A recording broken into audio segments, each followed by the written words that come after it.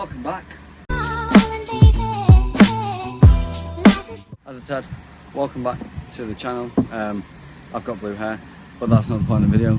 This video is actually the first episode in the new mini-series on the channel involving this. So, the mini-series, what is it about?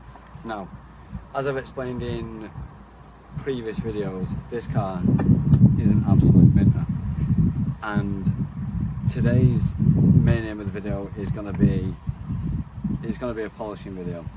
Now, the reason I'm doing all this and the reason for this new mini series is because I want to get this car back to what I want to call factory spec. I want this car to be absolutely perfect because there are some things going to be going on with it in the next few months, and to get what I want with the car, it's going to need to be in absolutely immaculate state. So this new mini series, that's what it's about. We're going to be basically getting this car back to the way it did when it left that factory, or the showroom for that matter. Bear in mind, it's an 11-year-old car. It turned 11 years old around about 2 weeks ago. But it's a 14,000 mile, and before me previously it was one original owner. All the service history, all repairs. So, polishing. As I've just said, the car's immaculate, but paintwork could be a little bit better.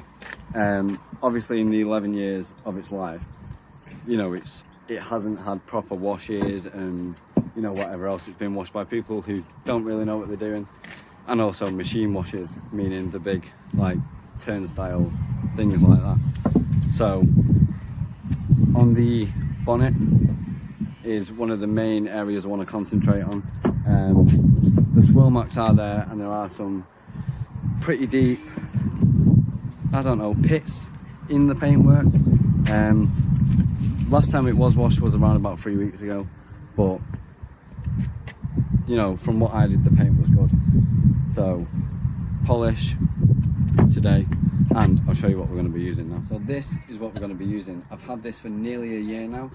It's a Power Storm big buffer. I can't remember the wattage of it, but I'll show you the pads that we've got.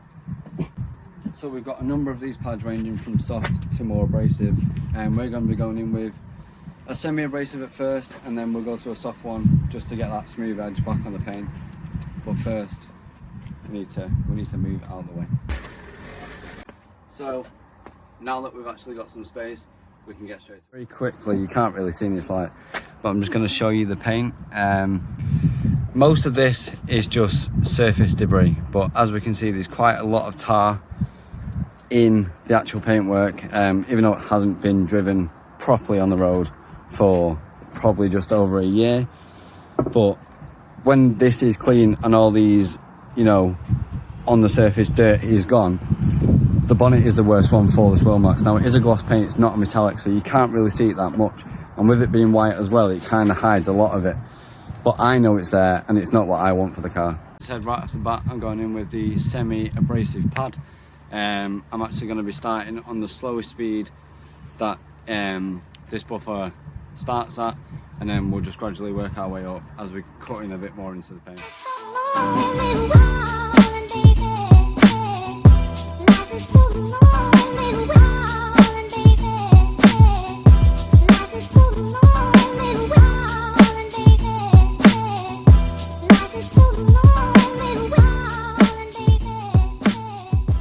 So that was literally not even 5 minutes worth of a pass.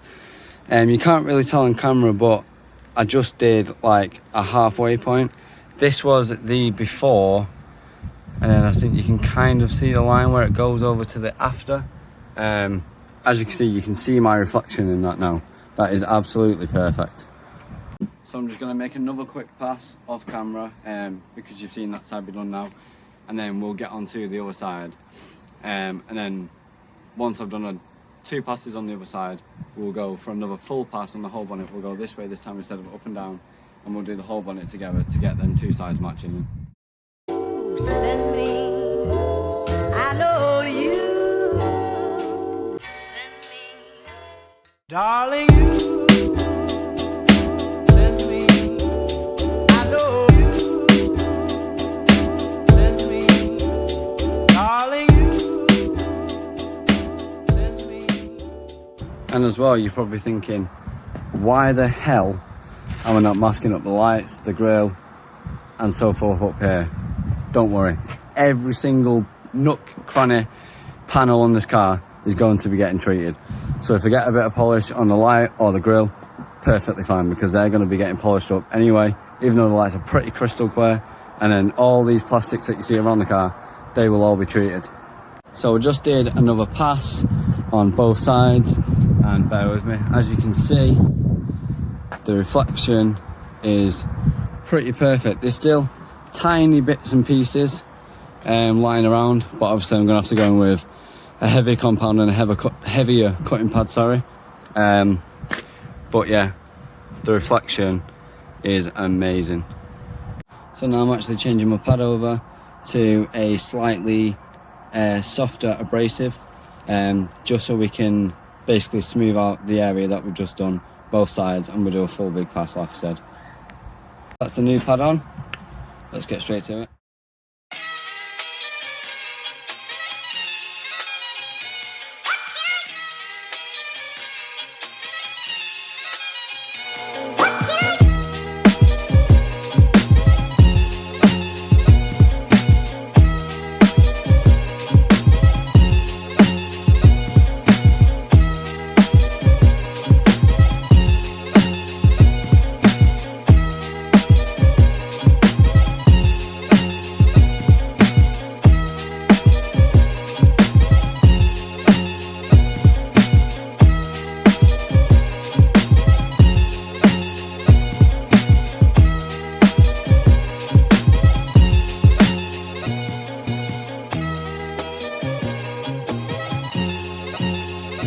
So these are final results.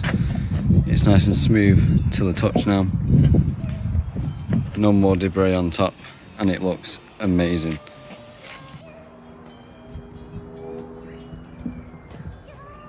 That being said, that's where I'm going to close out today's video.